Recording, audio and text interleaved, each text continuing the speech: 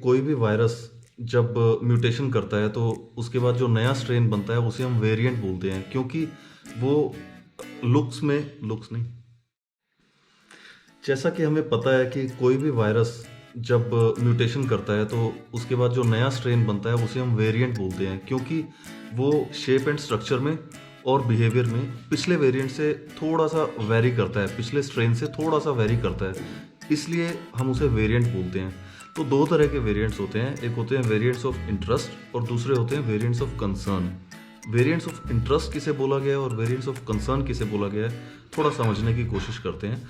जब किसी वायरस के अंदर म्यूटेशंस होती हैं तो नए नए स्ट्रेन्स बनते हैं, तो ज़्यादातर स्ट्रेन्स जो हैं वो इन्फेक्टिव नहीं होते, उनके अंदर इन्फेक्शन या डिजीज़ करने की क्षमता नहीं होती, वो पिछले स्ट्रेन से वीक होते हैं, इसलिए हम उन्हें डिस्कार्ड कर देते हैं, क्योंकि वो उनकी कोई इंपॉर्टेंस नहीं है, कोई सिग्निफिकेंस नहीं है, इसलिए ना ही वो वेरिएंट्स ऑफ इंटरेस्ट होते हैं, ना ही वो वेरिएंट्स ऑफ कंसर्न होते हैं। तो सिर्फ उन्हीं स्ट्रेन्स को पिक किया जाता है जो इन्फेक्शन या डिजीज़ करने की काबिलियत रखते हैं, क्षमता रखते हैं। जैसा डिजीज़ पैटर्न पहले से चला आ रहा है, अगर वो सेम पैटर्न में डिजीज़ करते हैं तो उन्हें वेरिएंट्स ऑफ इंटरेस्ट बोला जाता है।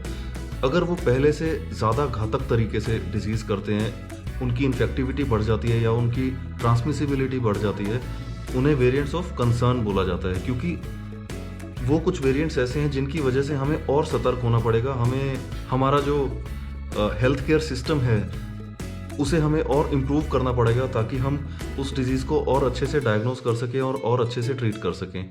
तो इसलिए ये छोटा सा अंतर है वेरिएंट्स ऑफ इंटरेस्ट में और वेरिएंट्स ऑफ कंसर्न में। अभी WHO ने एक नया सिस्टम निकाला है इन वेरिएंट्स को नाम देने के लिए। पहले जैसे इन्हें नंबर से डिनोट किया जाता था, जैसे B.1.1.7, वो थोड़ा मुश्किल था लेमैन के लिए उसे याद रखना और उसे समझना कि कौन से वेरिएंट की बात हो रही है। तो अभी थोड़ा इजी कर दिया है WHO ने इसे। अभी जो ग्रीक अल्फ़ाबेट है उनसे डिनोट किया जाता है इन वेरिएंट्स को। जो वेरिएंट्स ऑफ कंसर्न हैं वो बेसिकली अभी मोटे मोटे तौर पे देखा जाए तो 4 वेरिएंट्स ऑफ कंसर्न हैं, जो ग्रीक अल्फ़ाबेट के पहले 4 लेटर्स हैं, अल्फ़ा, बीटा, गामा, डेल्टा, इनसे डिनोट किया गया है। तो जो अल्फ़ा वेरिएंट है उसका जो ओरिजिनल नॉमेनक्लेचर है वो B.1.1.7 है, जो कि सबसे पहले सितंबर 2020 में यूके से निकला था। फिर उसके बाद बीटा वेरिएंट, जिसका ओरिजिनल जो नॉमेनक्लेचर है वो B.1.351 है, जो मई 2020 में साउथ अफ्रीका से निकला था।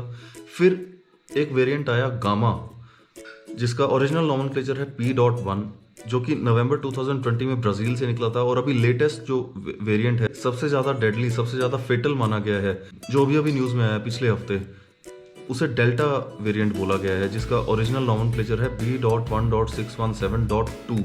इसका ओरिजिन पहली बार इंडिया में देखा गया था अक्टूबर 2020 में, और तब से इसमें कुछ चेंजेस आए हैं जिसकी वजह से और डेडली होता जा रहा है। और अभी एक डेल्टा प्लस भी आ गया है B.1.617.2.1।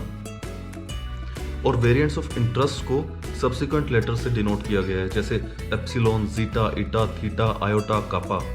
तो इनके बारे में ज़्यादा डिटेल में बात नहीं करेंगे, क्योंकि ये तो सिर्फ वेरिएंट्स ऑफ इंटरेस्ट हैं। ये डिजीज़ को उसी पैटर्न में प्रोपोगेट करते हैं जैसे पहले से चली आ रही है। तो मेन हमारे लिए जो वेरिएंट्स हैं वो वेरिएंट्स ऑफ कंसर्न है, और उसमें से भी सबसे खास है डेल्टा, और अभी लेटेस्ट अगर देखा जाए तो डेल्टा प्लस।